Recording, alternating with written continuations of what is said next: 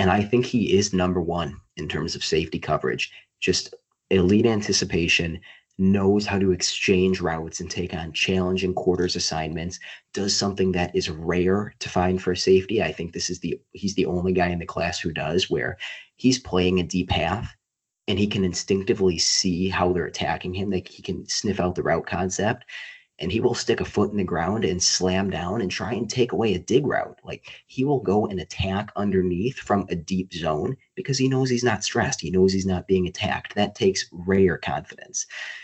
And I have him safety 8 with a 4th round grade. Yeah, so what the fuck is the issue?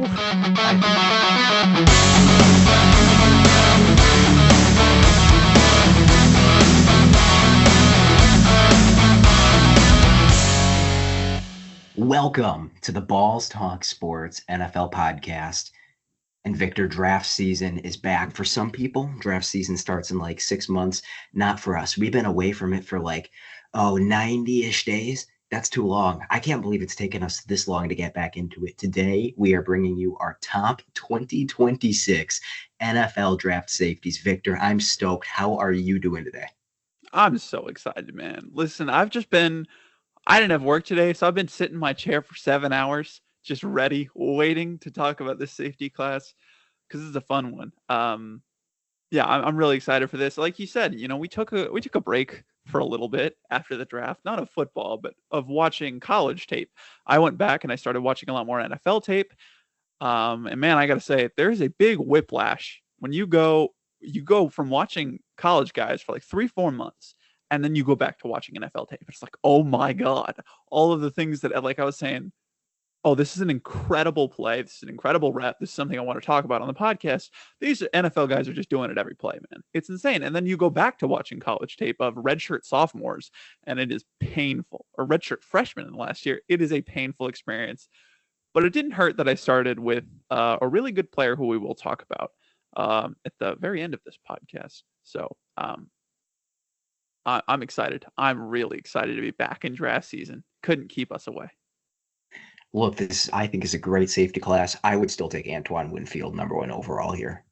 Yeah, I think so. Yeah, that's maybe a controversial take, but yeah, I'd take Antoine Winfield. Would you take Minkah Fitzpatrick, though? I don't think the Steelers would. No, I was going to say the Steelers would kick him right to the curb. Yeah. We know who the Steelers are drafting now. Yeah. What a crazy trade, though. We don't have all that much time today, but that's worth a mention. The Steelers traded Minkah Fitzpatrick to the Dolphins for Jalen Ramsey and Jonnu Smith. Shocked me. When I saw Jalen Ramsey went to the Steelers, I was like, I like that a lot. They need an extra corner in there. And I was just like, did they have to give a 1st-round pick? That was the thing I was concerned about. And I was like, okay, well, they gave up fucking Minkah Fitzpatrick. I think that's worth a little bit more than a 1st-round pick, even, down year in 2024, back half of 2024. But when the 2.5 years before that were that good, I'm inclined to be like, yeah, I still want to give you another shot. It's crazy. I see the vision of what they're doing, because I certainly think Jalen Ramsey will help them out, and now they probably have the deepest tight end room in the league. But on the other hand, you're giving away Minkah Fitzpatrick, and I love Deshaun Elliott, but he is a very different sort of player with Minkah. Now that's maybe not a liability, but a significant hole in your defense. I like how we're starting this off with NFL safety conversations. A great way to kick off the pod. And you know what? They're starting free safety now, assuming they don't do anything with Jalen Ramsey or Darius Slay, which I'm sure they'll play. They'll rotate in, because now they have 3 outside cornerbacks. So Jalen Ramsey, he slid into the nickel quite a bit with Miami last year, and he's very good because he's awesome. He's a great football player. And it makes sense that they got this return. People are talking about, hey, how do they get this back? Because Jalen Ramsey's still a damn good football player, man. Like, is he Absolutely. Who he once was? No. But there's basically nobody except Patrick Surtain is as good as Jalen Ramsey was in his peak. So it's not blame him for that. It makes sense that they got a massive return. I didn't expect it to be this massive. But who is the starting free safety is the Titletown Tundra legend, Juan Thornhill. Let's go. Right? Stock up. Aged perfectly. Listen to the expansion draft, fellas. If you're watching this video, we did an entire NFL expansion draft where we created expansion teams. And if you haven't watched that video, watch it. It's incredible. Some of our best work. You should absolutely watch both parts. Okay.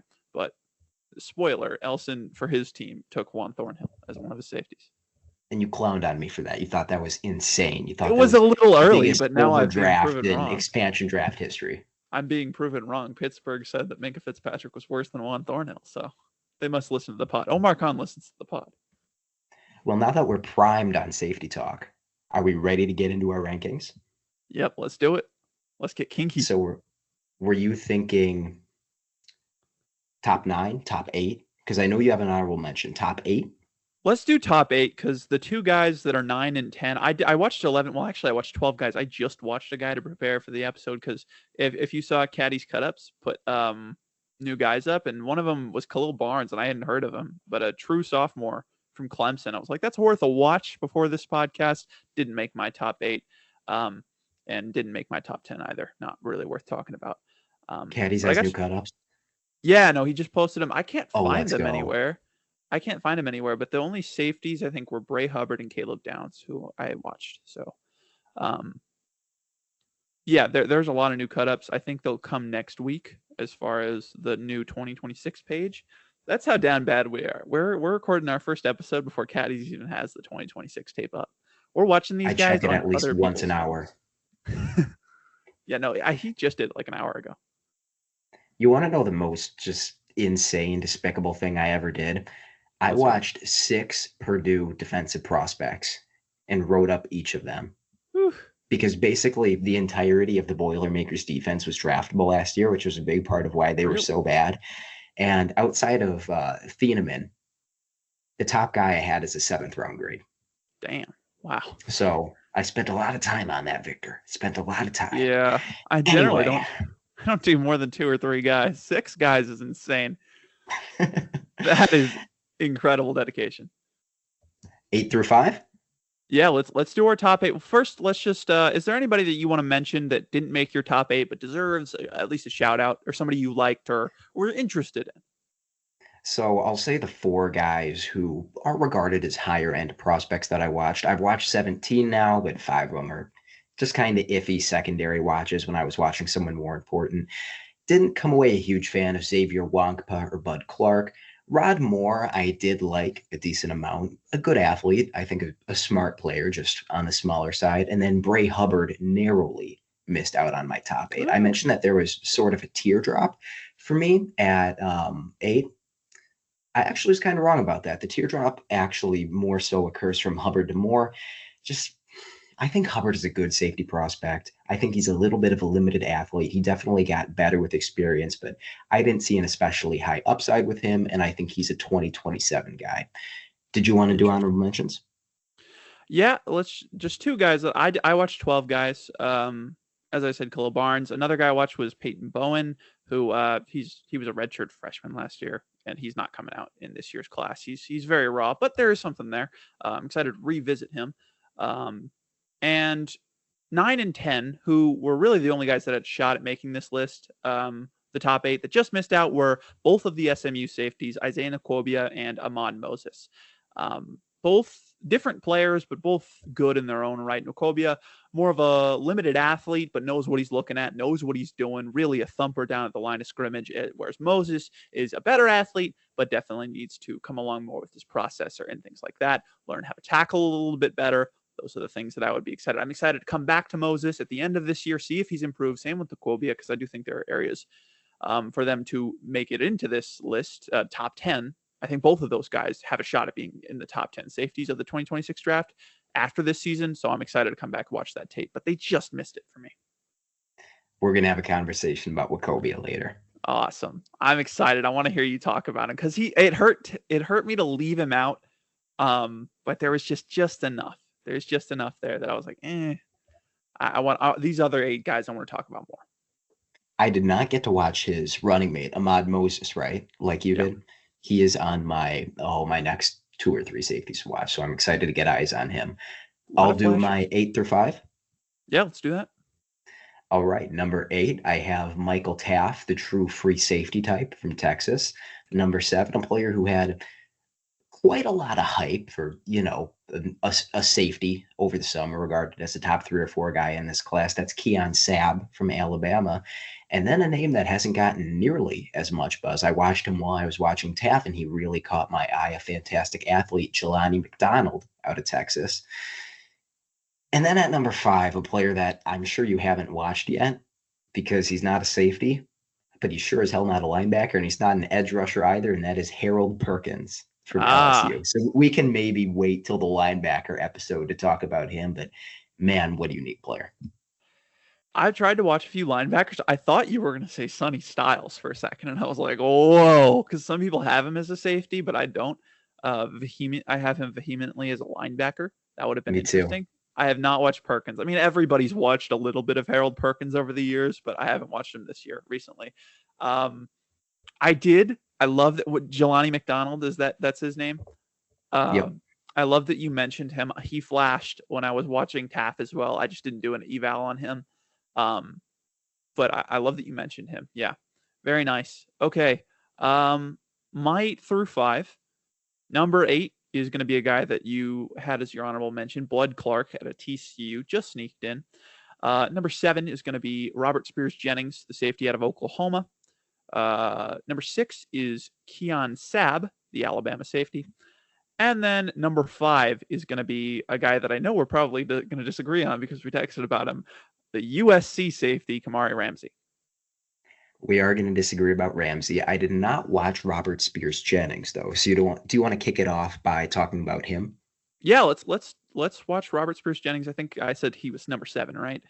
Um, he's a 4-star recruit in the 2022 class. He's a true senior, so he's played freshman year, sophomore year, junior year, all 3 years at Oklahoma, played a few games in each year, has limited starting experience, really only started a few games last year. His true junior year was this past year. But man, when he did play, it was nice to look at. And really, a lot of the issues that I see with him are things that I think once you get more reps, once you start more games, now that Billy Bowman's gone, not that they play the same role, but there will just be more safety snaps available.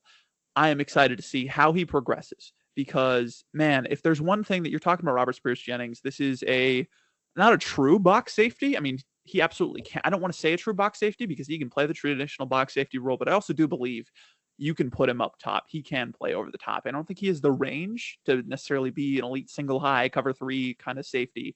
Um, but he can be in a 2 high shell and play in a deep zone really well. He's big, he's physical. I think he's 6'1", 219, right? So he's big and he's physical and he's going to hit you hard. So he loves to lay down the hurt, but also he doesn't miss tackles. Like a lot of those guys, when you're watching this tape, this was some of the issue that I had with Nkwobia, actually, is that he's coming downfield. He's hitting hard, but sometimes he's just going to miss the tackle. Spears Jennings doesn't miss tackles. I mean, he does. Everybody misses tackles. If you're a safety and you're not like an elite athlete, you're going to miss tackles coming downfield. But it really felt like Spears Jennings, if you did miss a tackle, it was a one that, like, man, that runner really worked hard to make you miss that tackle. There were no, I feel like, unforced missed tackles on his tape. Really great stuff, and I'm excited to see that. He's a fantastic blitzer. He reads the run incredibly well, knows his spot in the run fit. He's always in the right position. Loves to lay the hurt down in the run game. And that's really his identity. I'm going to defend the run really well. I'm going to come downhill quickly and hit you. But then there's a lot of stuff that I like in coverage. You know, he looks comfortable in his back pedal. I really see a lot of flashes of understanding of concepts when with receivers crossing his face. He's good at reading the quarterback's eyes. You know what I mean? But obviously, you know, as I said, I think he's a good linear athlete. Not the best lateral athlete, and you can really see it in man coverage. That's probably my biggest issue with him. Limited man coverage experience as a whole. Oklahoma didn't run a whole lot of it last year. They just didn't have the personnel necessarily because a lot of those guys were injured. But he just he got fooled too many times in man coverage. And when you are more of a limited lateral athlete, you just cannot be fooled. He needs to improve that technique, and he really just needs to up the processor. This is a guy I'm really excited to watch next year, see how he progresses. I watch a lot of Oklahoma football. So I think he's a guy who could potentially make his way into the top 5 with a really good year, though I doubt it. Probably not day 1 ceiling or second round ceiling. But I mean, easily a guy that I could see being picked in the 3rd round and being a really nice piece for a team and start as a versatile safety. Spears Jennings is one of my true remaining priority watches in the safety group. And it sounds like that's justified because a lot of the last guys I've gotten to have been like Jordan Gilbert out of SMU and Yeah, Bryce Anderson from Texas A&M and Zachy Wheatley. And it sounds like he's a cut above that type of crop. So I'm excited to get to Spears Jennings. he definitely is. Do you want to do Bud Clark next? I just talked for a long time. Do you have anybody that I didn't mention? Hmm. I have Um, Jelani McDonald, but yeah, he's six for me. Did you want he's me to do six. him? Who's your eight? My eight was Michael Taff. Yeah, we'll talk about him later. Um, Okay, I thought we so might. let's talk about Jelani McDonald. Why don't we do that? So Jelani McDonald is really more athlete than safety at this phase of his career. With Michael Taff on the team, he is playing more of a box-oriented role, but they like to move him around. They play him in the slot, and he is truly winning purely off of outstanding athleticism. I think he has some of the best long speed in this class. He has the ability to turn the hips from off coverage and just carry a slot route all the way down the field. He has cornerback type speed, and I think he has the foot speed as well to mirror route breaks in man coverage. He will come down and hit. He's a full size safety. I think there are some really nice flashes as a tackler where he enters the point of attack with wide arms and is really able to lay the wood. Why is he not higher up? Because he's not really good at football right Yeah. now. He has very limited idea what he's doing in zone coverage. He's constantly turning his hips the wrong way and putting himself in compromising positions. The reason I'm higher on him, though, I have a preliminary third round grade out, is because he's already at that level where he's winning in college in spite of his current technical limitations. He's not just like a traits based prospect. His traits are so good that he can kind of just athlete his way to success.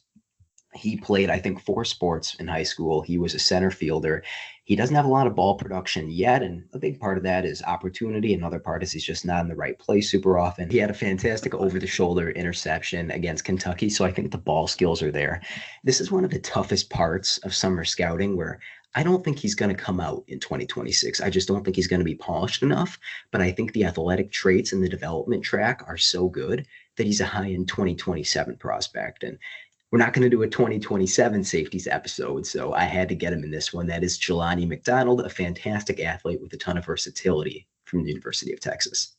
Interesting. So was he a true sophomore last year? Do you know? Yeah, I do have it in my notes. He is a third year junior, so yep, he was a true sophomore last year, 6'2" and a quarter, 205. To be honest, I think he's already bigger than that. He has the frame to keep Wow. adding weight, so this could truly be a play him up high, play him down low, play him in the slot type of safety moving forward. And I think he needs to start getting more buzz. Yeah, I mean, and that's a guy that we see sometimes. Like, there are a few guys like that every class where they could come out next year, they might not. Some of them do. Some of them choose to stay for their senior year and really get that polishing done. We'll see what Jelani McDonald chooses to do. But sounds good, man. I'm excited to watch him at some point. Maybe next year for summer scouting, maybe a little bit earlier for the draft, depending on how this year goes. It's a little bit of a frustrating watch, but it's hard to deny that the potential's there. Yeah. But what's interesting, and what I think I forgot to mention earlier, what I wanted to mention now is when you're talking about guys like Jelani McDonald, it's tougher to talk about summer scouting and rank these guys than it is in the normal draft. In the normal draft, we're just who would I draft higher if like I'm trying to think scheme independently, but we're not drafting these guys tomorrow. You know what I mean? We're drafting them a year from now, or in Jelani McDonald's case, maybe 2 years from now. So basically how I approached it, and I'm curious to see how you approach your rankings, was odds on in however many months, right? Like we're 8 months away from the draft probably, unless I'm wrong on the math there, which is possible. No, we're nine Should be months. about We're 8. nine and a half months away from the draft right now. And where do I think that these safeties are going to be come that time is really what I'm trying to go with based on what we see this year. Where do I think those guys are going to be? So some of the more athletic guys are going to get a little bit of a boost. Some of them are. Um, whereas, some of the limited athletes who really shine and got more snaps because they were just more polished early, they might hurt a little bit, and it's not really their fault. And obviously it changes in some areas, but the The better athletes obviously have more room to grow, whereas the guys who are closer to their ceiling have less room to grow. And because they have that whole another year of college, it makes me weigh that athleticism a little bit more than I would in the regular draft. For me, I try and keep when I think a player will declare separate in terms of my grading scale. Obviously, I'm really factoring in their amount of polish adjusted for their age. It's kind of like overall stock value. And so whether you'll come out in 2026 or 2027, I don't directly take that into account. But if you're a really good prospect, naturally you're probably going to be a next year's draft class kind of guy because they're going to be good enough to declare. Yeah, if you were to come out next year, where do I think you'll be? That's That kind of thing. exactly it. Yeah. Absolutely. All right. So, yeah, let's do a brief bit on Bud Clark because I don't think there's too much to talk about here with him. I didn't love him, but it was more of like there was enough there that I'm like, yeah, he deserves to make the list.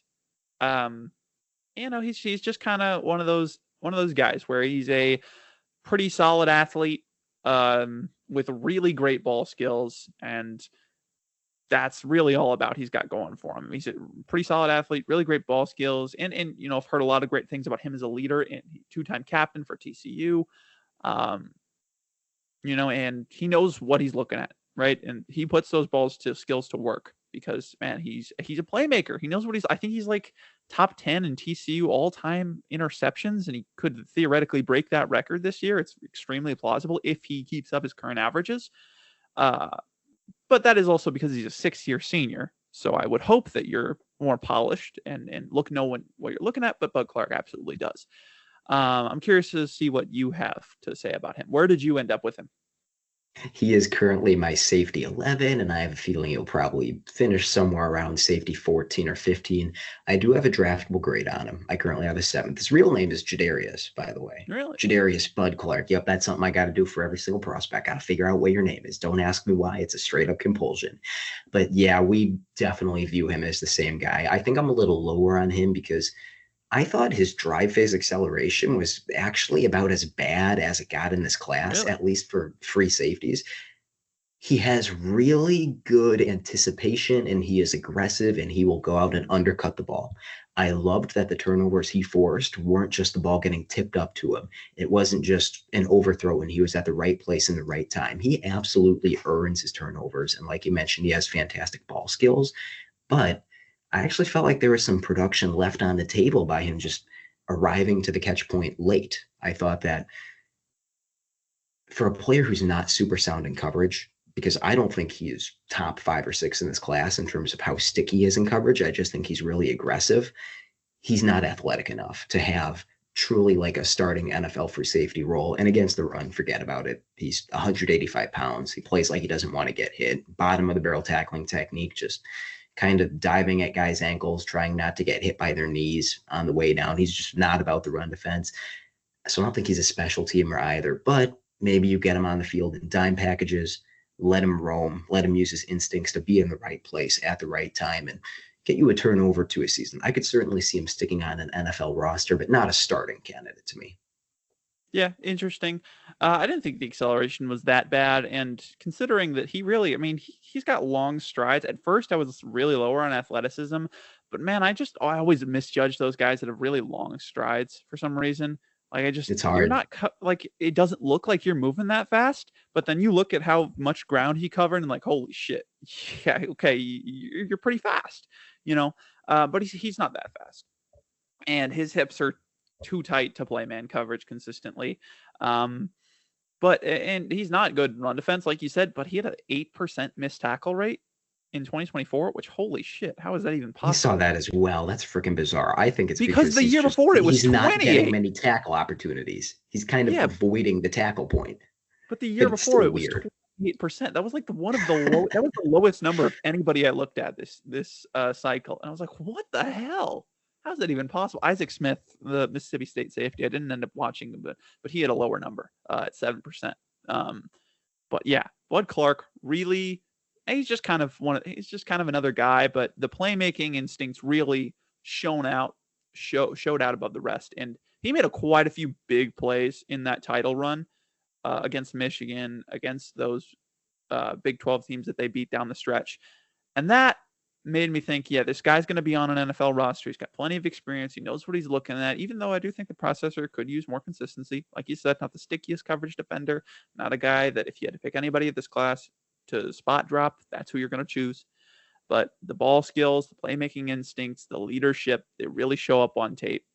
And I think there is some untapped athleticism there as well. Some injuries may have kept that down. I'm just really curious to see what this year holds and if an NFL team can make something of him. It's all about if you can keep forcing the turnovers. If you can do that, Yep. you're going to have a roll. There you go. All right. So who is your 8? That was Clark, Bud right? Clark. Yeah. Who so was my 7? 7 was Spears Jennings and my 6 was Sab. Okay. So should we talk about Keon Sabb next? Where do you have okay, so Taff is higher. Yep, we'll talk about Sabb then. We're both a little lower on him, I think. He was the first safety I watched, and I really wanted to like him because I think he is very good in intermediate area coverage. If you just put 20 pounds on him, I think he would make a fantastic linebacker. I appreciate his willingness to tackle. I think he's pretty gap sound, but I just thought he was a borderline liability in deep zone with stiffer hips and unimpressive acceleration, and one really peculiar flaw as a tackler, which is he straight up refuses to go low. He's almost a pure clinch tackler, and that's just not going to work against 225 ball carriers who are just going to stiff arm you right off of them. So I think that has room to be cleaned up. But what did you see in Keon Sabb? Yeah, I saw a similar thing. I was trying to be nice to him because the games I watched were against Texas and Georgia. So, I mean, you're going up against the Flyers there. That's hell for a safety to go up against those guys. Sark and Kirby. Kirby's offenses, man, it's tough. But at some point, like this is the level of talent at the worst you're going to face in the NFL. So you need to be able to cover these guys, and Sapp just couldn't in deep zones. Like you said, he's a stud in intermediate zones. I mean, he sees it. He knows what he's looking at. He was fine as a playmaker. I mean, didn't really see many ball skills that really jumped off the screen. I don't think he's a liability as an athlete, but he's just missing that next step. He's a step slow to close on the break. He is a step slow to flip the hips, and he is not a near good enough processor to make up for that. So I don't think that he is a starting safety, but I really think his role is just going to come in and just be a really, really good third safety, a guy who you can really move around, do whatever you want. He's going to bring a lot of fire to the locker room. And he's just a good backup, rotational safety, replacement level starter kind of thing. He's just, if he improves the processor, maybe he can be a starter. But it's still, like you were talking about with deep zones, it's just there's the issue of when you have this lack of athleticism, and I really saw it with Sabb a lot, you can't play too far deep because guess what? You don't have the speed to close in. If they're going to, if a guy's running down the seam, if he cuts out, you don't have the acceleration or the burst to close that gap before the quarterback can hit you for a big gain. But you can't play too tight either because they can just run past you and you don't have the hips to flip and stick with them. So what do? You kind of play, you just always got to play too deep and let him scar you underneath. That's what Sabb chose to do, and it's the better of two evils. He didn't get beat over the top much. When he did, it was usually because of a double move. He bites a little bit too often, and then he just gets shelled. So credit to him. He chose the right decision. I'm just going to stay back. I'm going to let you beat me for 15 to 18 yards. That's better than giving up a touchdown because I know the rest of this defense is full of elite athletes, and somebody's going to make a play before we get to the end zone. So he trusts his team. I think Sabb has a role in the NFL. I just don't think it's one that's going to ever really bring him a whole lot of money, but he can make some. He has another year of eligibility, by the way. So Really? if Bray Hubbard stays in school, they could have just a fantastic safety duo if both these guys come back for their senior years. Do you have Hubbard in your top 4? I do. Okay. I wasn't sure if we were going to talk about him or not, so that's good to know. I do have Bray Hubbard. Is that everybody that we have 8 to 5? Because I will wait to talk about Harold Perkins. I think I've kind of said my piece on him. He's not tough enough to play at linebacker. He's not good enough at rushing the passer to play at edge, but in coverage, there's something there. Honestly, so we can talk about him next episode. I say you can talk about Perkins now if you'd like to. Okay, because then this we is can a do some good linebacker class. This is a good linebacker class. I might not have him in my top 8. So, and I Okay, may come to the decision that he's also a safety. So I won't want to talk if we both have him as safety. We don't want to talk about him as a linebacker. So true. why don't you talk about him? I can talk about him a little bit next week if I see anything.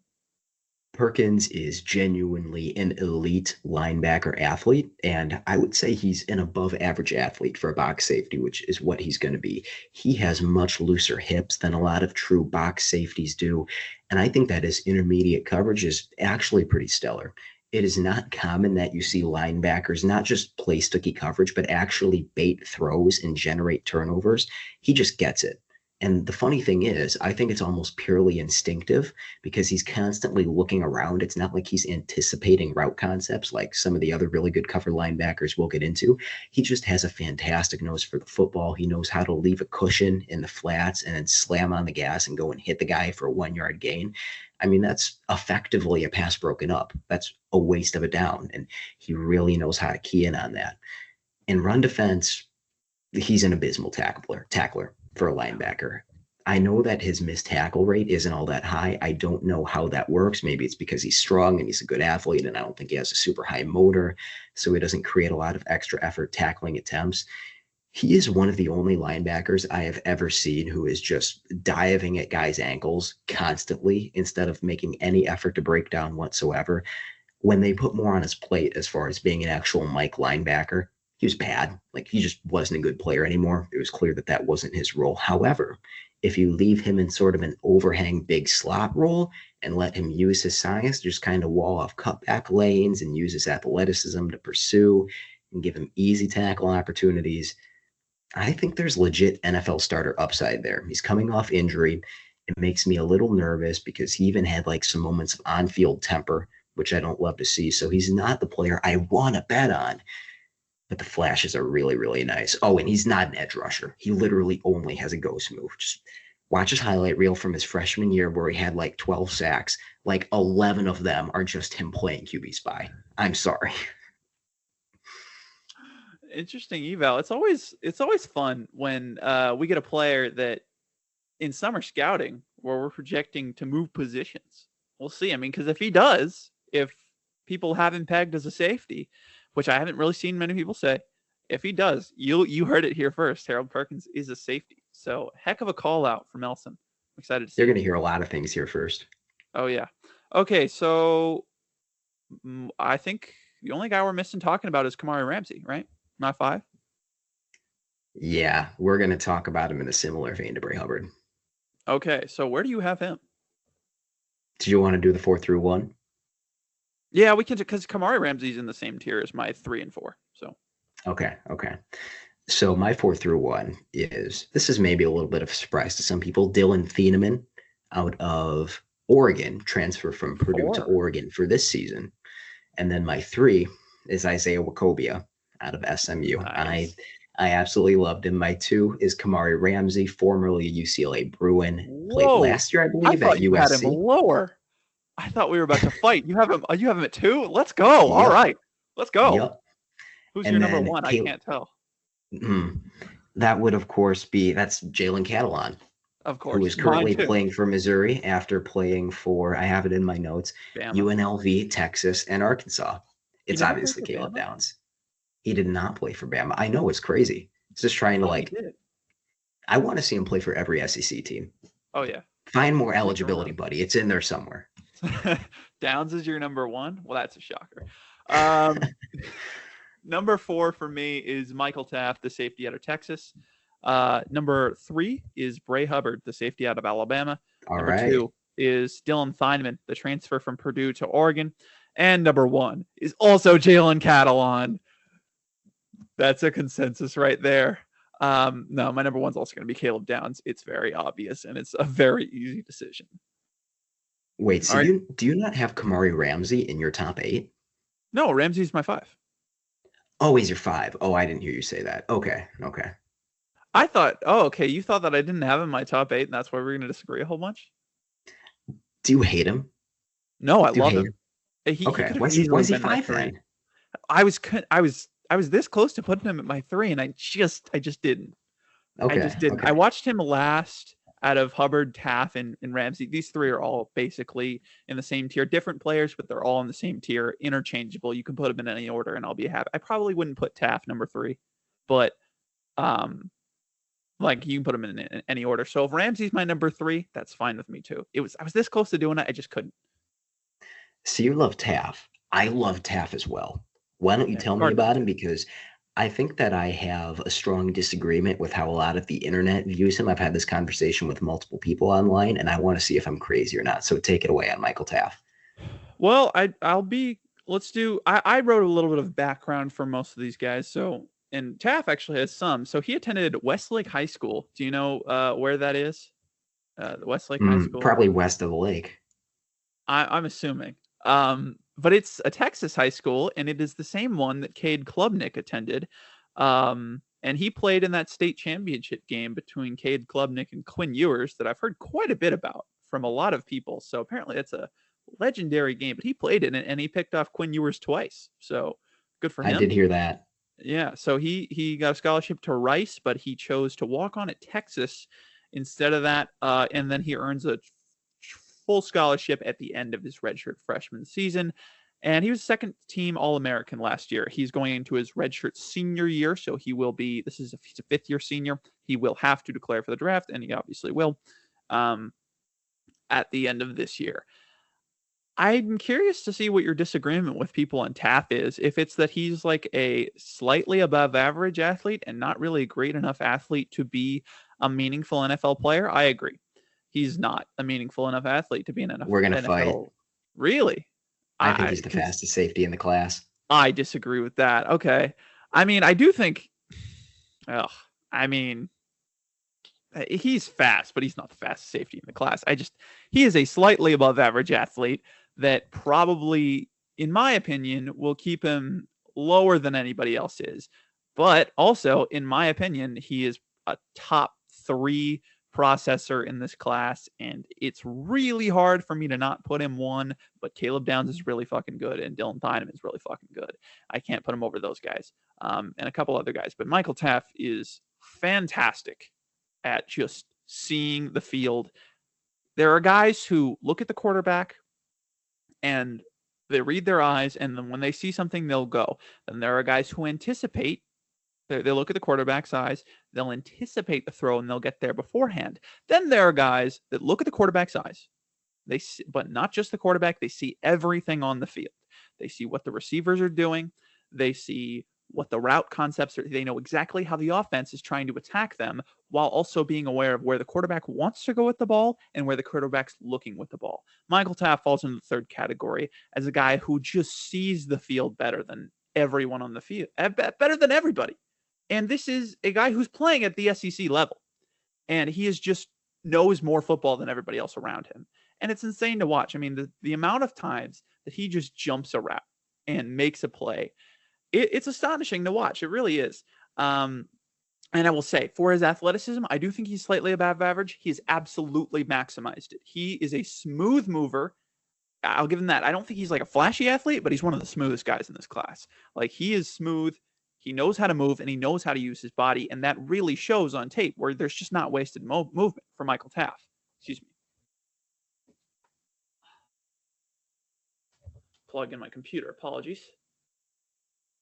There's just no wasted movement for Michael Taff, and it's incredible to watch. Yeah, so I think he's awesome. I just don't think he's going to be like a superstar in the league. I know he's going to be a starter in the league.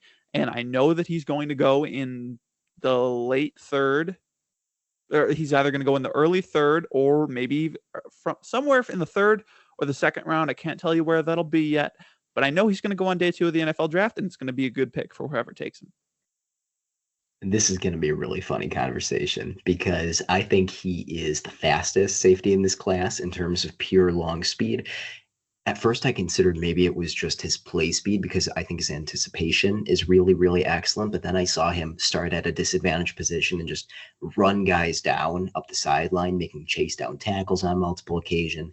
He can go cross field to factor in at the catch point. I saw multiple just fantastic ranging, single high either turnovers forced or passes broken up. Like you mentioned, I think he's one of the oiliest athletes in the draft class as well. Excellent hip fluidity, fantastic foot speed, not a lick of wasted movement on his tape.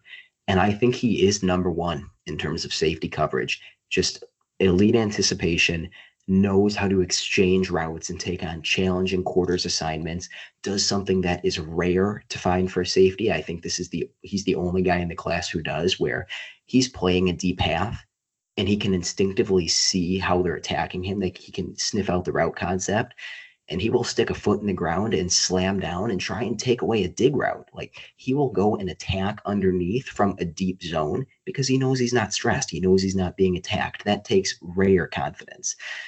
And I have him safety 8 with a 4th-round grade. Yeah, so what the fuck is the issue? I think he's egregiously bad in run defense. I think he takes Okay, horrifically yeah, no, poor pursuit and I didn't talk angles. about that. I think that he has severely lacking play strength, which he really maximizes by not using his arms very often at all in a tackler. Again, he is literally Dan Jackson, where he'll come downhill really hard, but he's going to miss it 25% of the time. Older prospect. I think we just know what he is as far as a run defender. And maybe I'm underselling him if you plug him into a system where he is truly just playing free safety.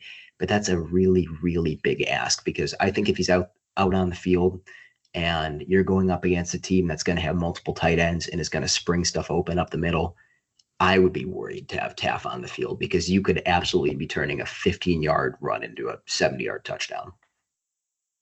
I agree. He's fucking awful as a run defender. Man, he sucks. He is the worst tackler in this class. Like, it's terrible.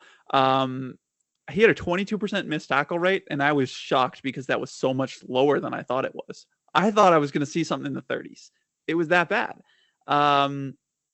But what makes me kind of like, I think that you can be salvaged as a run defender, is that he is very physical.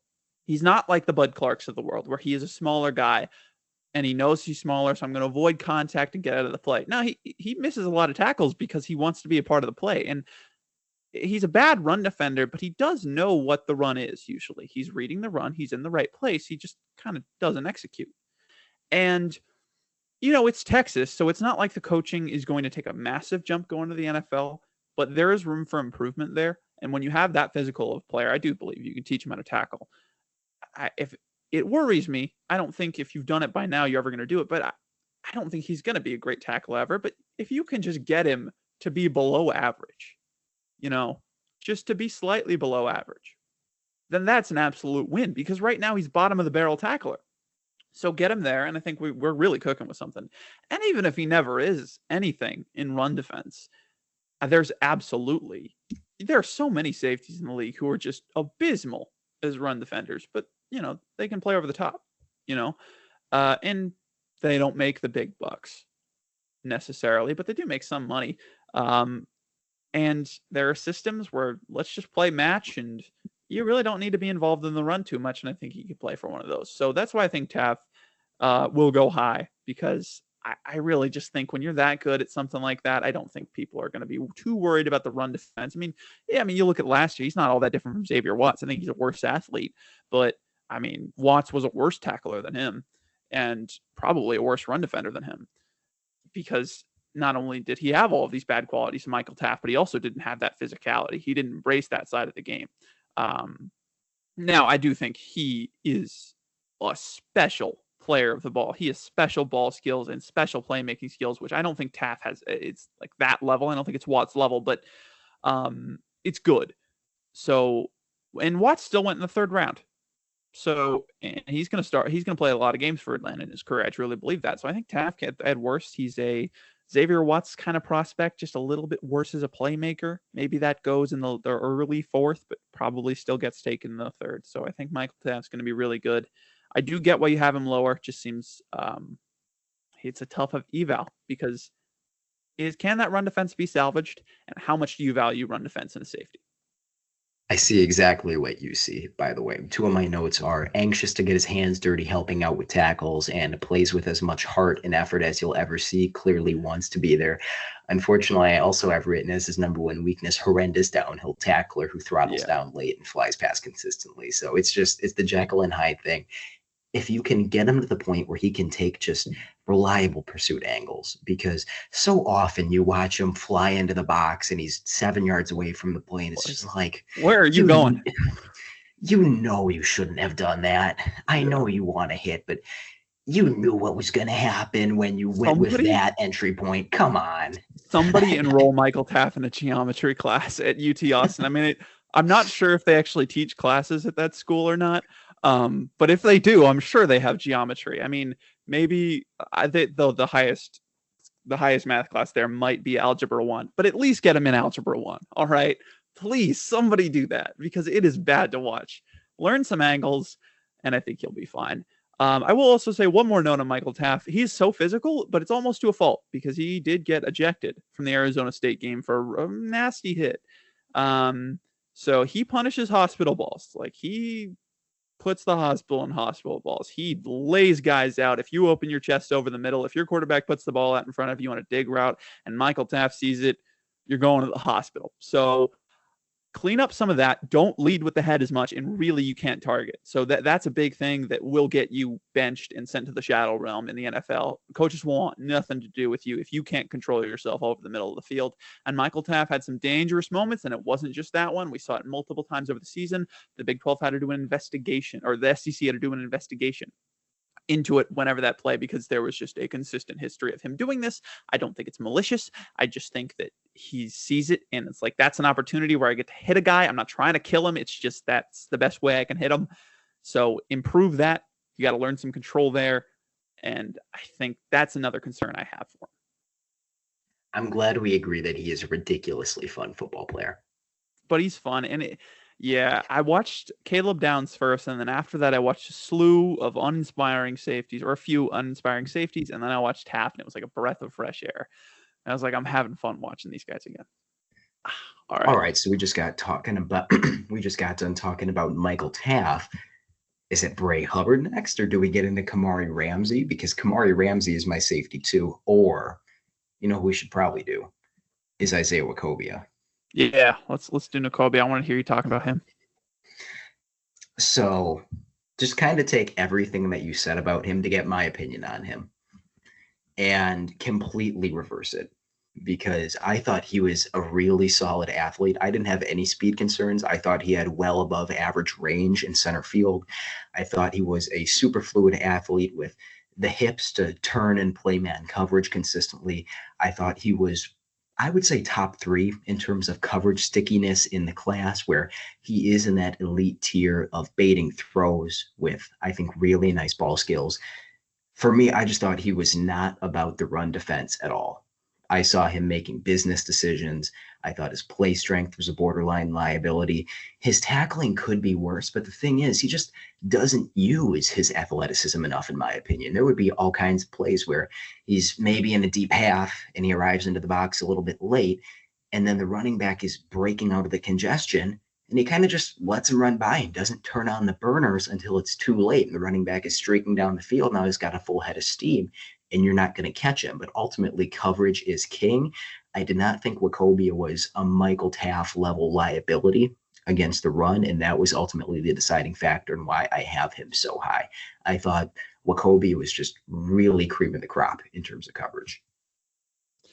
Yeah, I mean, I thought that he was so. Yeah, N'Kobe was a really interesting evaluation for me because he's listed at 6'1", 202, but he looks bigger than that for me. He does. Um, but he's a big guy who can thump. There are some plays where man, he just fucking hits a guy. But there, as you said, there's a lot of business decisions. It just kept leaving me wanting more in the run game. I think the potential's there as a run defender. I think it's so much higher than the potential with Michael Taft, but you need to put the effort in and you need to want it. And also SMU, it's not like they're the best coaching staff in the nation. They did a lot of great things with not the best roster last year, so they went to the playoff. It was a good roster, don't get me wrong. Um, but you need to improve the run defense. And really, that's why I didn't have him that high because I thought he was exceptional zone cover in the intermediate, but when it got to the deep zones, I hated what I saw. I mean, hate is a strong word. It was just like, you can't run defend necessarily at the level I want you to. And I think he's only an average athlete. That's probably where we differ the most. I do think that he got quite a bit out of his athleticism in man coverage, especially. It really impressed me with his anticipation. I think did a lot of work for him. So maybe I'm missing something there. Maybe definitely worth a look back to see if I missed something with the athleticism. But as an intermediate cover, he looked like he knew what he was doing. He has that rare trait where it's just a guy goes behind me, but I still know where he is. And I can keep track of him. I know what I'm looking at. But when it got to the deep zones, it always felt like he was paralyzed with choice. If there's two guys running deep, who do I go to? Who do I go to? I don't know. And that lack of really good closing burst did show when it was in the deep zones, where it's kind of not a similar thing to Keon Sab, but it's more of like, there were some situations where like I feel like you just couldn't make a break on that ball when I think an NFL safety should have. And I want to see better with that. I think he left some ball production on the table as well. A guy that I really liked, and he was a fascinating watch, and I'm really excited to come back to him next year because he's smart in the run as well. He can come downfield and really see everything going on. Well, I want you to try more in the run game. I'm not saying he's not trying. I want to see more in the run game. And if you can improve that processor a little bit more and keep those man coverage chops, I think we're in business. But I don't know what he's going to look like a year from now. So, and what he looks like right now just wasn't enough for him to make the top 8. But there are definitely tools there. So there are two things that I wanted to add. And the first one is I just think it's hilarious how even in a player that we see dramatically differently, we have so many of the same strengths and weaknesses. For example, I was just talking down on his run defense. My final strength on him is sound gap discipline from deep alignments, never surrenders the cutback. I have takes the intermediate part of the field off of the map. I think he might be the best intermediate defender in this class. It's really special. And even me, who was talking about his athleticism, I have click and close ability just short of elite, prone to stumbling. So I did see some of the lack of ability to really snap space shut. That left me most frustrated in terms of athletic limitations. I did just think he was fast and for the most part fluid. And then the second thing I wanted to ask, do you remember what games you watched on him? I think it was the TCU game. And did they play Mizzou? No, I'm thinking of Bray Hubbard. I can pull it up real quick. Because I can't remember exactly who I watched him off of. There's some SMU I think defender. I watched him off of Elijah Roberts. Big edge rusher. Yep. Yeah. So I watched TCU and Stanford. Interesting. So we did watch 2 of the 3 same games. I also watched him against Louisville because I was wondering if there was some game disparity there. Because that can muddy up the water so much when you're watching different games. But oftentimes in summer, limited selection. Differently. You just see things differently. And the stumbling, I'm glad you brought that up because that was probably a bigger issue for me. It does not matter if you have all the athleticism in the world. If you can't come out of your back pedal cleanly, by the way, something I did not mention about Michael Taft, probably the person, even out of this past year's safeties, other than maybe Malachi Starks, he's the cleanest person I've ever seen come out of back pedal. Like, it is just so smooth, so clean. When I talk about maximizing athleticism, that is an underrated part of your closing burst. It's just being able to stop backpedaling and come forward. Michael Taft is teach tape on how to do it. And N'Kobe is the opposite. He does not know how to come out his back pedal. He needs to improve that quite a bit. The smoothness, I think, was another issue for me. I just didn't see it as much. In man coverage, I saw some of it, but when it came to flipping his hips in deep zones, again, I just think most of my issues with him were in deep zones. But again, like you said, intermediate zones, I saw everything I needed to. Just a weird watch for me, but a guy that I was excited. I really wanted to fit into my top 8 because I wanted to talk about him at extent. But I'm glad you did, and I wanted to talk about him. And another thing, the gap discipline, when you watch a lot of these safeties, these younger safeties, almost none of them can do it. I was talking about Robert Spears-Jennings earlier, how he's a great run defender, but even then, he wasn't incredibly disciplined in the gaps. N'Kobe is a really great at that specific trait. This is a player who literally is not even on the consensus big board. He is. So I'm glad that I'm not completely insane as far as liking him a lot. Yeah, no, absolutely makes sense. So I have Taff high. You have him around the lower parts of the tens. You have N'Kobe high. I have him lower parts of the tens. We definitely have more difference than we did in the 2025 class. It's fun to do this without there's always consensus to lean on. You know what I mean? If you don't know what to think Yep. about a player, you can always just lean on what consensus is saying. But no, there's no consensus right now. You got to go out there. You got to say your takes. You got to say what you see. It separates the men from the boys and the women from the girls in ball knowledge. It really does. Summer scouting. We're pretty different on Bray Hubbard as well. You have Yeah. him at 3. I have him at 9. All right. Tell me Well, about Bray so Hubbard. I was I was asking earlier if we could show highlights, and it was because Bray Hubbard, and this is the best play, one of the best plays, the best non-Caleb Downs play I saw from any safety this season. So I'm gonna figure out how to share my screen real quick. We'll see if I can show it to you because I'm not confident in my editing abilities that I can put this up on screen. So tell me if you can see my screen right now. Can you see I it? see myself, unfortunately. Ah, shit. What? How I is didn't this sign not? up for this. I don't want to look at myself more than I have to. I know, right? You look terrible. By the way, this is. Thank you. I'm kidding. Elsen, you look great today. This is your first time seeing our faces, isn't it? I think this is the first video podcast we've ever done. So, hello. This is what we look like. All of our long-standing viewers. You can't see my screen? They've been waiting on the face reveal. Well, do you have it up on your screen? I can see your cursor. Oh, that's possible. Hold on. Can you see now? There we go. Now I see it. Oh, sweet. Okay, so this is against Missouri. Bray Hubbard's the single high safety here. We're looking at a trips right look. Brady Cook's in the backfield. Nate Noel behind him in the pistol look. So we got a single high look, as I said, Alabama versus Missouri. And just watch Bray Hubbard on this play. Watch him look at the eyes. So Brady Cook is going to motion over Luther Burden here. He's going to motion him over to single high. Okay, so see Luther Burden on the outside here. Luther Burden's going to be on the outside. Brady Cook recognizes he's going into press coverage, single high safety. So he knows that this top right area of the field is going to be open.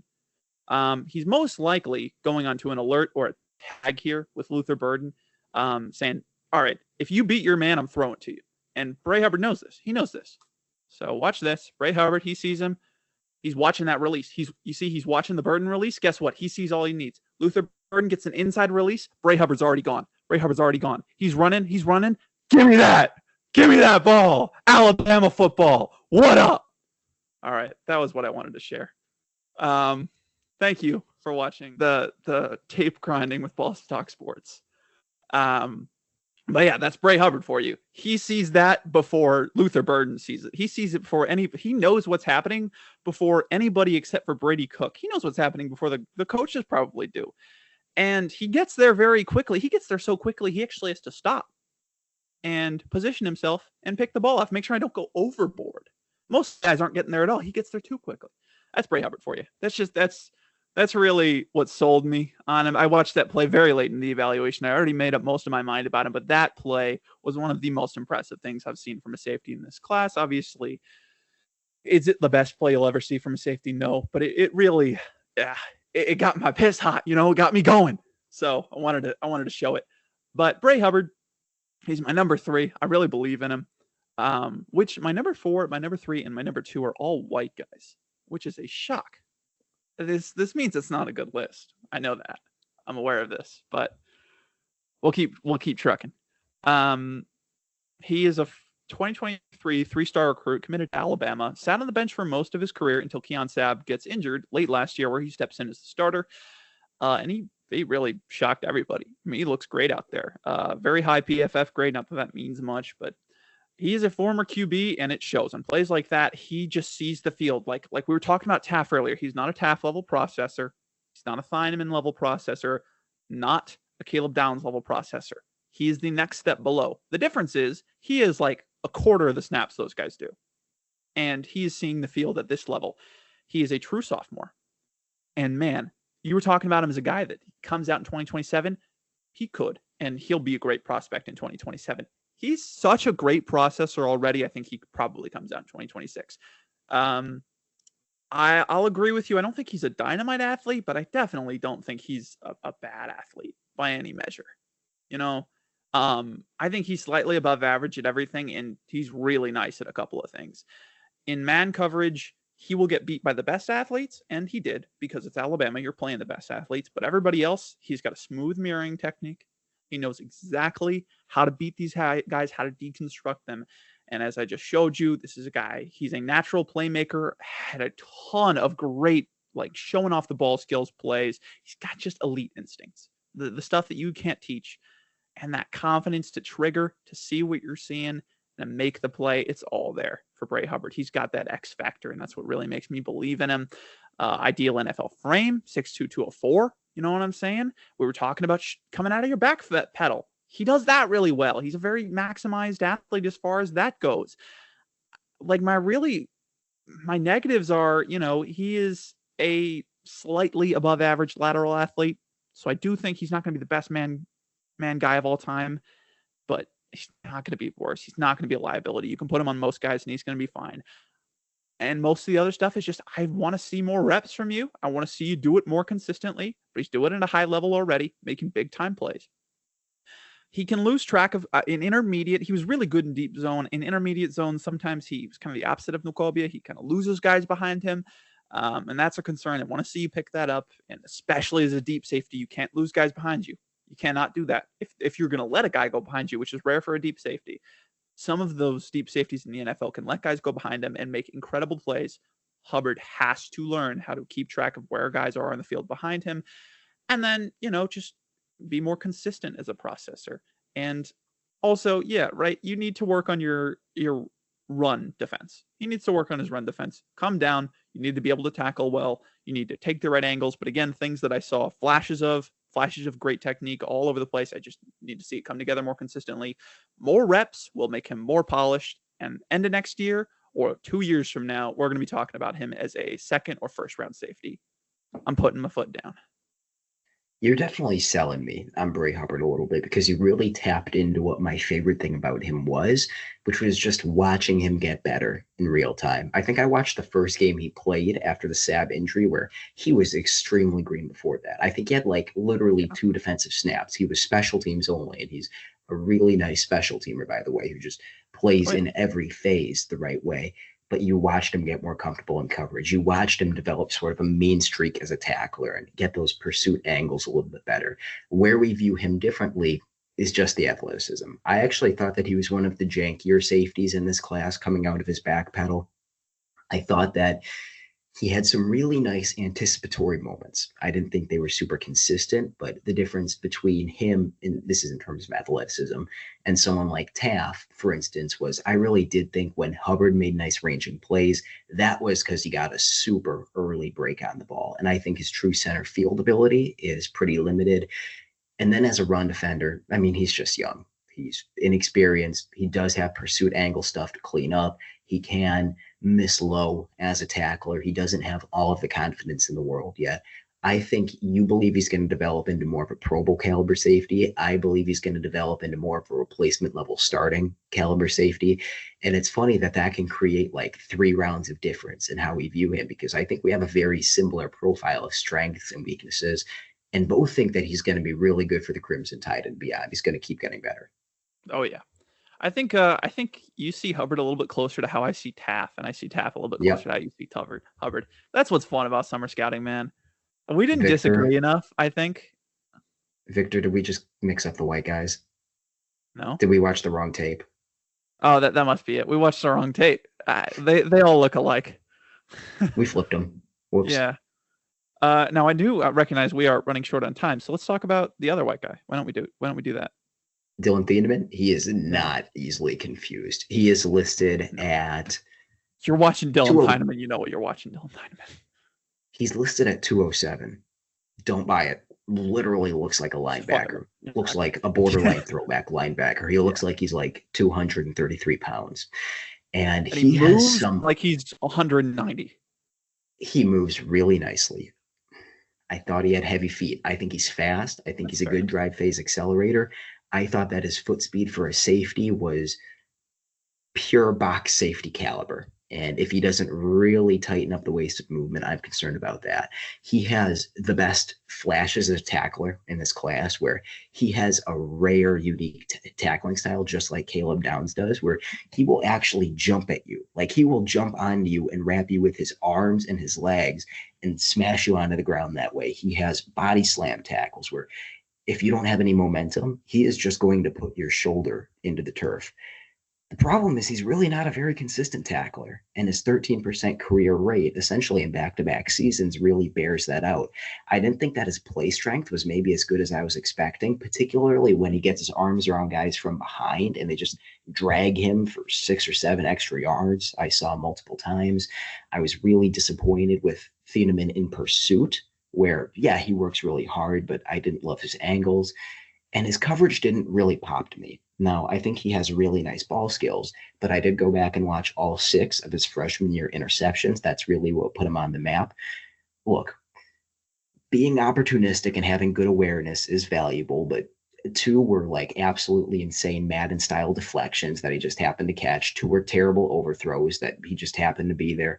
And 2 were absolute dead ducks that were just kind of heaved up down the field and he got to him. Those are my favorite of the interceptions. I think he's got ball skills. I think he's finding coverage. I think he's pretty sound. I think he had to babysit for a young Purdue defense that really limited his ability to roam and be a playmaker and have more ball production this year. But I didn't really see anything that made me believe that he's going to be an impact NFL starter. I think he can be great in the box. I think he has a good development track. Seems like a really high character dude. I think this is probably a quality starting box safety we're talking about in the future. But there are what, 4 or 5 legit impact pure box safeties in the NFL? I think it's an uphill battle to get there for Thieneman, which is why I have a 2nd to 3rd round grade on him. So yeah, we don't have much time left, but I do think this is one of the guys we see the most different out of anybody in the class. Though we do have very similar numbers on him, but he is far and away better. He's closer to Caleb Downs than he is Bray Hubbard for me. I do see some of the issues you see with him as far as athleticism goes. I think it can be solved by dropping 5 pounds. I don't think he's a maximized build. I really don't. And I love that you bring up, he seems like a high character guy. Like this is a guy that is lauded for his leadership. Like this is a guy people are talking about like he's an NFL captain and he's just playing in a college room. He never leaves the film room. He's the first guy in, last guy out. I mean, this is just one of the, people are talking about him like they talk about a guy who's going to be a future coach. You know what I mean? Like, you remember how people talked about Davis Webb in his last 2 years in the league? We're like, yeah, he sucks. He's useless, but this guy's going to be a head coach in 5 years. And guess what? Davis Webb's already on the head coaching track. I think he's the offensive passing coordinator for the Broncos. He's probably going to be head coach within 3 years. That's how people are talking about Thieneman, and it shows in the field. This guy is just, whenever they make a pre-snap adjustment, he sees it and he's adjusting the slightest bit. He's in the box, he's tapping the linebacker. Hey, you see that? You go over there. That's what you got to do. He's coaching guys up. Like you said, he's babysitting this Purdue defense that sucked last year, but they would have been a lot worse if Dylan Thieneman wasn't there to tell guys to get in their fucking spot. It's like Tom Brady telling Gronk to stand up. That's what he's telling his linebackers to do. So he knows what he's looking at, and post-snap, he reads it incredibly quickly. He sees everything, and it's tough to watch this because, by the way, we couldn't find tape of Dylan Thieneman, all 22. Yep. So that makes this evaluation a lot harder. We had to watch broadcast footage, so that makes it a lot harder. I'm going off less plays here, so this is probably why we see him differently, because it's just so hard to see. You've got to do some extrapolating. But Thieneman, from what I could see, he just reads everything really well. When he's playing deep, the few times that I saw him play deep from the snap, he's positioning himself perfectly. He's breaking the balls at the right time. I think you need to improve coming out of that back fiddle. The foot speed is a big issue, but I really think you get his body a little bit slimmed down, you know what I mean? Because it's not like he's not like fat. He's not a fat piece of shit or anything. No. But this guy's strong and he's intimidating. I just think you slim him down a little bit, get more athleticism on that. He's got that mentality. It doesn't matter how heavy he is, he's going to hit you like he's 235. Okay. He thinks he's Ray Lewis and Ed Reed at the same time. And that's why I love Dylan Thieneman. I think he is a elite processor. Fantastic. I think he's the fastest safety in the class. I really do. All right. I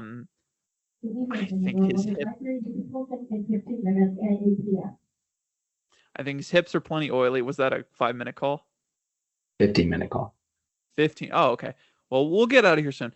I think his hips are very oily. I think he's a great athlete, great processor. Like you said, he's also a great box safety. I think he can do everything. And I am not even considering the fact that he played for Purdue last year, who clearly played a lot of good competition where he excelled. Ohio State game was one of the best games I watched of him, and he looked great against that competition. But it's clear that Purdue was not telling their guys to do good things if Dylan Theinman was the best coach out there. So get him in the Oregon defensive back room. I think we're going to see some progression on top of what is already a very polished player. I am scared to see what he's going to do to opposing offenses next year at Oregon. He has two brothers, Brennan and Jacob, who both played safety at Purdue. So I watched like 6 Purdue defensive prospects at one time when I was watching broadcast, and one of them was their starting Mike linebacker, Yanni Karlaftis, George Karlaftis' brother. Oh. With all due respect to Yanni Karlaftis, he was not the Mike linebacker. Dylan Thieneman was effectively the Mike linebacker. So an easy Thieneman? Thieneman, yep. Thieneman? Okay, I'll start calling him Thieneman then. Yeah, he's fun. I'm excited to see one name thing that really caught me off guard is it's actually Suntaran Perkins. And I had been saying, Suntarine. Really? So now I know. Yep. The most fun part of the process, baby. Learning player names. I haven't gotten to him. I'll try to get to him. Kamar Ramsey now. Probably the second best coverage. Well, it depends on Wachovia. I'll say the second best cover safety in the class. I loved Ramsey in coverage. I think he's really fluid athlete. Awesome. I trust him man to man. He has good anticipation. And what set him apart from Wachovia, who I actually view them extremely similarly because I think they're pretty close as athletes, I would probably give a 10% nod to Ramsey in that department. He has flashes as a tackler where he looks competent. He'll still get overpowered. His technique isn't good, but this is a guy I could absolutely see becoming a quality starting, maybe even Pro Bowl level free safety in the NFL. I agree. And I'm kind of tempted to put him 3 now, just because I watched him last. I always try to temper my expectations on a guy. I watched him yesterday. So, things always are revealed to me 2 days from now. I was like, holy shit, okay, that guy's a lot better than I thought he was. You know what I mean? I liked Bud Clark a lot more after the first game. Then I took a break for 2 days, and I watched the second game, and I was like, okay. Then I rewatched the first game, not rewatched it, but I watched some more. And I was like, yeah, he's a little bit lower on my board. Like you said, he's a fantastic coverage defender. There are flashes of elite run defense. For me, it was just I don't think you have any elite physical trait, and that's just going to knock you down for me. I don't think he has the ability to be a Pro Bowl single high safety. I just don't think he has the speed for that, and that was really my knock on him. There were just a couple of times where I'm like, you're so good, and you're anticipating the play extremely well, and you still just can't get there. It's not your fault, but I just have to knock him for that. But otherwise, super fun player. Like you said, came from UCLA, going to USC with followed the defensive coordinator D'Anthony Lynn, and the flashes of run defense are beautiful. Yeah, they're strong, violent. You know what I mean? This is a guy also, you don't need him to play single high safety every down because he can play every position on the field, man. He can play in the nickel. He can play as a rover kind of linebacker-ish thing, as that half man in the box. He can play as a single high. I absolutely think he can. I just don't want him there every down. He can play in match coverage because he is probably a top 3 man coverage defender in the class too. His mirroring technique, there's nobody like him. He can play in a match. He can play in a cover 2, deep half. He can do everything. So I love Ramsey. I'm glad you do too. Very fun player. I just had to knock him a little bit because the athleticism wasn't there as much as I would have liked it to be. And you do raise a good point. I don't think he's probably even a top 5 true coverage playmaker in the class. He's still really solid in that department, but He's not going to give up the deep stuff. You can work him underneath a little bit. He's a lot more likely to just get to the catch point on time and use a strong punch to jar the ball loose than he is to really trust his gut and sprint over and pick it off. But I think he's just a really, really sticky player in coverage and a guy who dials it up at the right times as a run defender and as a hitter as well. And I love to see that type of clutch gene. Rounded out with Caleb Downs. Yeah. One more thing about Ramsey is he's exceptional at playing the receiver, but like you said, the ball skills, I just didn't see it. I saw a lot of missed opportunities there. Excellent playing the receiver, mediocre playing the ball. So that was another issue. But love that we see Ramsey pretty similarly. And I think he's going to be a good NFL player. Victor, I hate Caleb Downs. I barely even have a top 10 grade on him. Yeah, barely. Barely. Now, I didn't do grades for guys. I don't know where Caleb Downs would have come out, but I'll just say I do. If for those who watch the pod in the 2025 cycle, you've heard about my model for grading players. Well, if Caleb Downs was in this last class, he would be the best defensive player according to the model. So All right. and he is number 3 overall in that last class, only behind Travis Hunter as a wide receiver and Ashton Genty. So pretty high praise from the model. I don't know if I'm quite there with him. The model loves him a little bit more than I do. But I also love him because let's just start with weaknesses.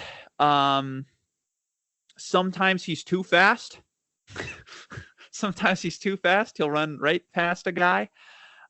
Sometimes he gets to a receiver too early and is too aggressive to make the play. Just kind of overshoots the guy. On like the 2 times he ever got beat, he got a little bit grabby. That's it. That's really it. Everything else is just awesome. There's not much to say. Okay, help me out. I do have more weaknesses and more reservations on Caleb Downs. Most of them center around the fact that, and look, is this nitpicking because he's literally just going into his 3rd year of college? He was a big impact as a freaking freshman. Yes, this is nitpicking. I did not think he was particularly close to the upper echelon of cover guys in this year's class. In fact, I actually thought he was almost straight up unimpactful over the intermediate part of the field. Didn't feel like he had that really quick anticipation to snap onto routes. And you can beat him deep. He's not a liability. He can play a deep quarter and properly match onto the receiver streaking deep. He can play a deep third. You can even trust him in a deep half, but he is beatable. Whereas the really good deep coverage safeties, it's just off the map. Like, you're not beating them vertically. Even if you run 2 routes their way, they're going to find a way to shut down both of them in an effective manner.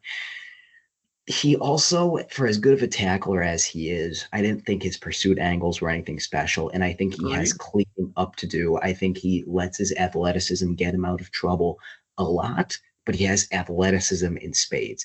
Just elite closing burst to smash perimeter runs. He is far and away the best run playmaker that I've watched so far, probably will be my top run playmaker. He triggers onto stuff and he blows up the ball carrier. He has a rare safety tackling style where he goes low and almost slides onto both knees, grabs you low, and then is so freaking strong that he can get up and almost body slam you down. Just unparalleled size adjusted strength. He's getting better. His sophomore tape was dramatically better than his freshman tape. I don't want to say the sky's the limit, but maybe like the height of a Boeing 747, where he's a Pro Bowler who's contending for all pro nods, is the limit. He has getting better to do if he wants to go in the top 10, because that is freaking hard to do as a safety. But I could absolutely see it. Way more strengths than weaknesses. I mean, I absolutely agree. I do think, like, when you're talking about the best coverage players, Downs should be mentioned, but I don't think he's the number 1 guy. He has all the flashes, and the flashes are everywhere. There's so many of them that you don't even want to call them flashes, but they're also flashes of, hey, not quite up to speed yet. But it's also tough because he's playing the best competition. A massive player on this deep run that Ohio State made, obviously winning the national championship, and a vital player to doing that. Incredible player in coverage. As far as speed goes, I whenever I talk about guys in this class, I'm like, he's the best at this in this class. He's the best at this in the class. I'm not including Caleb Downs because that would be unfair. So when I said Thieneman was the fastest player in this class, it's Caleb Downs. and it's not particularly close for me. You can beat him over the top occasionally because I think he'll just bite on a double move, but you're not beating him in a foot race. So there was one play. We don't have much time, but there was one play. He was a single high safety about 15 to 20 yards off the line, except he's blitzing. So why the fuck? There's no world in which you're blitzing a safety 15 yards off the line unless that safety's killed downs. So guess what? He's going to come downfield. Well, surely it's not going to be effective, right? Yeah, so there's two edge rushers and a one-on-one on the edge. Caleb Downs has a running back ready to see him. These two edge rushers, Ohio State edge rushers, the chair and the other guy, they win their matchups. But guess what? There's no quarterback left to sack because Caleb Downs has already come down 15 yards down the field, evaded the running back, and made the sack. In less than like 2-3 seconds, I was stunned. It was one of the most impressive feats of athleticism I've ever seen from a college player, period. He's a superhuman athlete and absolutely looks like, I'm just going to project that, like, he's an above average reader of the play, above average reader of the concept, above average reader of the QB's eyes, above average anticipator, and really, really good playmaker. And he's gotten better every game that he's played. I'm just going to project that he's going to be really good at that. And if all of that comes along how I think it will, the sky is the limit for Caleb Downs. I thought you were going to say that he beat the offensive tackle to the outside shoulder, which I would also completely believe. He did beat the center to the landmark because the center wasn't covering anybody. He snaked around the center. Two career punt return touchdowns, by the way. Just another thing to add on to that. He's got one of the better juke moves in this class. Nasty spin as well. And yes, I'm counting running backs in that. He's just freak awesome. athlete. He's just awesome, man. I think that is our top 8 safeties. Very nice. Victor, what an episode. That was fantastic. Summer scouting, man. We're here. I'm excited. First episode went well. I'm very, very excited to get to linebackers next week as well, but safeties was fun. I'm excited for every position, honestly, because this exercise, I mean, you can't beat it.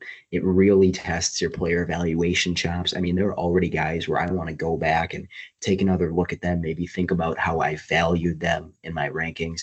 This was fantastic. This is content you're not going to get anywhere else until the NFL Stock Exchange does it. But that's going to be in like a month. And besides, we have more ball knowledge than them anyway. I highly doubt that Trevor's out there watching Zachy Wheatley out of Penn State, who I didn't talk about today, but yep. It's very possible. They will talk about Jalen Catalon, though. Maybe. What an episode. They will. I had a great time.